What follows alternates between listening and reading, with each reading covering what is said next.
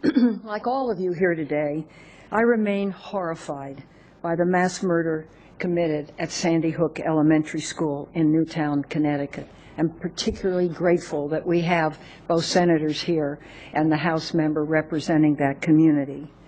I'm also incensed that our weak gun laws allow these mass killings to be carried out again and again and again in our country.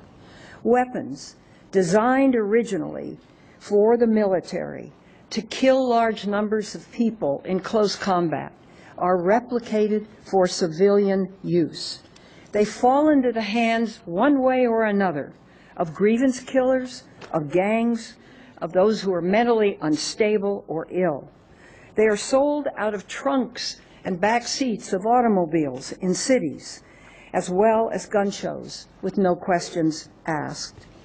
Massacres have taken place in businesses, law practices, malls, movie theaters, and especially schools. These massacres don't seem to stop. They continue on. Columbine, Virginia Tech, Aurora, Tucson, Oak Creek. The common thread in these shootings is each gunman used a semi-automatic assault weapon or large-capacity ammunition magazine. Military-style assault weapons have but one purpose, and in my view, that's a military purpose, to hold at the hip if possible, to spray fire, to be able to kill large numbers. Since the last assault weapons ban expired in 2004, and incidentally, in the 10 years it was in place, no one took it to court. More than 350 people have been killed with assault weapons. More than 450 have been injured. We should be outraged by how easy it is for perpetrators of these horrific crimes to obtain powerful military-style weapons. Today, my colleagues and I are introducing a bill to prohibit the sale, transfer, manufacture, and importation of assault weapons and large-capacity ammunition feeding devices that can accept more than 10 rounds. Let me briefly describe the legislation we're introducing. We prohibit 158 specifically named military-style firearms.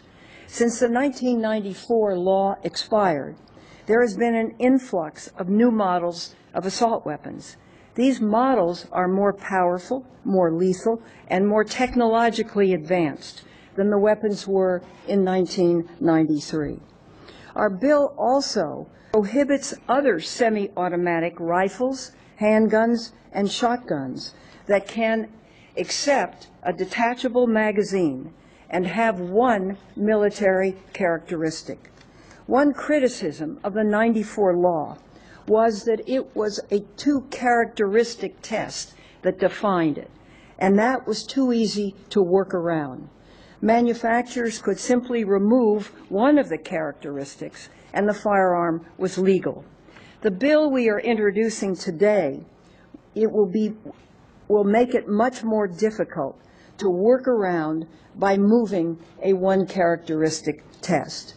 The bill also prevents and prohibits specific loopholes, such as the slide iron stock, which can be added to an AR-15, which essentially makes it mimic automatic weapons, and it's legal. Thumbhole stocks and bullet buttons, these are all modifications that make it easy for manufacturers to evade the law. The bill prohibits semi-automatic rifles and handguns with a fixed magazine that can accept more than 10 rounds. A ban on importation of assault weapons and large capacity magazines. Elimination of the 10-year sunset. Let me tell you what the bill will not do. It will not affect hunting or sporting firearms. Instead, the bill protects hunters and sportsmen by protecting 2,200 specifically named weapons used for hunting or sporting purposes. They are by make and model exempted from the legislation. When we did this bill in '93, there were 375. Today, there are 2,200.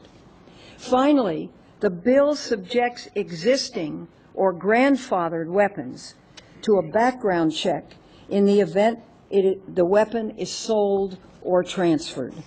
So we have tried to learn from the bill. We have tried to recognize legal hunting rights.